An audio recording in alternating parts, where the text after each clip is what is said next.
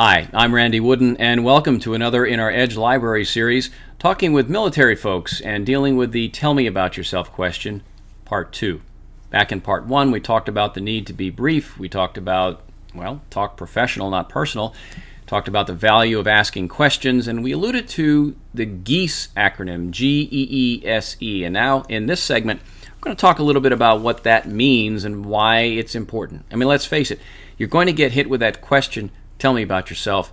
You darn well better have a good answer for it, because you know you're going to get it. And unfortunately, too many people, I think, just kind of wing it a little bit and hope they do well. So let's talk this GEESE and see what this is. First of all, the G is greeting. Greeting.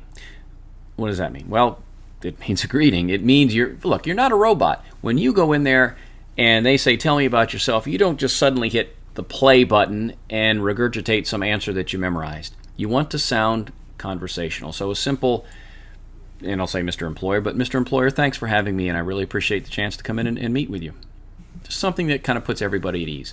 Next step is the first E. That would be education. Now here again, military, you're going to run into some concerns because your education isn't necessarily the same sort of education that, let's say, I got. I went to a 4-year college, graduated with a Bachelor of Arts degree in basket weaving. All right, nobody cares now. All I have is a degree. At this point, it doesn't matter. But you may not have a 4-year degree. You may have a lot of training that would correlate to a college degree.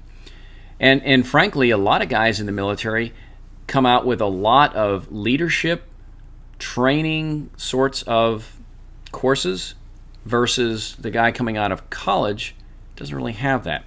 So look, here's the game plan. If the job description and requirements say must have college degree and you don't have a college degree, I don't think I want to come out and say I don't have a college degree, but I think I do want to come out and right after the word but is where I want to start.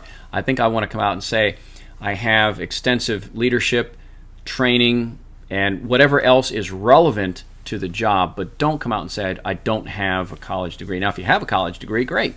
Then mention that too. So that's a little bit about education. The next is experience. And again, military, if you're watching this, understand that we have 3 categories for people. We have on our library and actually on the website, we have young professionals, mid-career, and baby boomers. We also have a section for in transition. So you could fit 3 of them. You could be a young professional who is transitioning from the military. So you may want to watch all 3 of these categories, not just for the tell me about yourself question, but you may want to look at all of these categories because there is some overlap, but in some cases, we're talking very specific things to do for very specific points in life. So back to the question. You've mentioned your greeting, your education, now your experience. Experience, you want to talk in broad terms here, not specific. And I would caution you not to use the lingo that you would use, for instance, in your job title.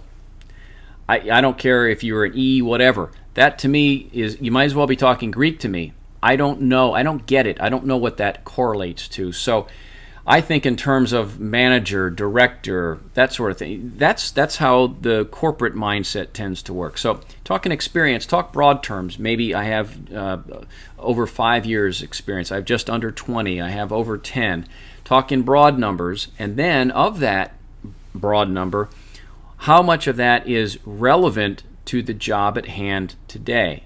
So if it's a leadership position and you have over 20 years of experience, you may have let's say over 15 of that in leadership roles. So you would say, I have over 20 years of professional experience, including over 15 of that in leadership roles. So that's how you talk your second E, which is your experience.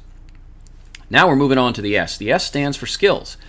Now I would say, especially if you've had plenty of experience, and I'm not sure what plenty means, but let's say it's over 10, maybe even over 5, then I think you could substitute another acronym in here. The acronym being ASK, A-S-K. So pull the S of skills out and instead put in ASK, A-S-K. The A is accomplishments or achievements. Accomplishments or achievements. The S would be skills and the K would be knowledge. So what you want to do then is substitute the S, pull that out, instead ASK, accomplishments or achievements, skills, knowledge. And then the final E is an employer question. What you would do is restate your greeting and then go into the employer question. The question being, could you tell me a little more about what you're looking for? So let's take that from the top. Let's say you're coming out of the military and you have, let's say, 10 years of experience, roughly.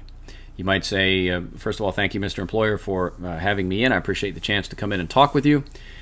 I have had over 10 years of leadership training, development, and then maybe you've also got something else that's relevant to the job in terms of training.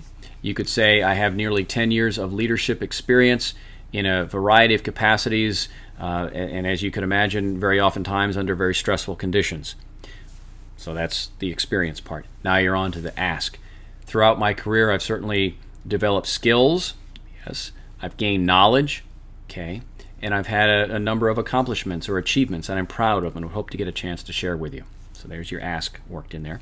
And then you repeat your greeting, followed by the question. And like I said, I was looking forward to coming in to meet with you. And I just wonder if you could tell me a little more about what you're looking for. Now you're off and running. Now, the reason for asking that specific question is this. I know what the job description says, so if I ask, could you tell me about the job or the position, they'll regurgitate what I already know. Now, chances are they're going to do that anyway. But my hope here is that I get a chance by asking sort of what I'd call a fence riding question.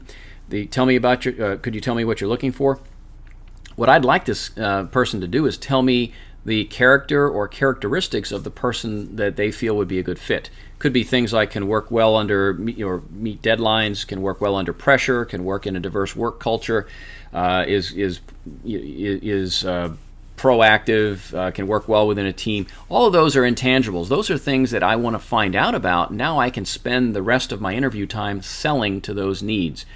It's one thing to know the basic duties of the position. That's fine. I'll learn those. And I've got to address both those categories if I want the job.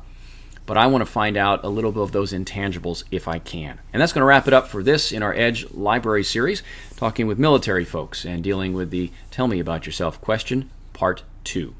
I'm Randy Wooden. Thanks for watching.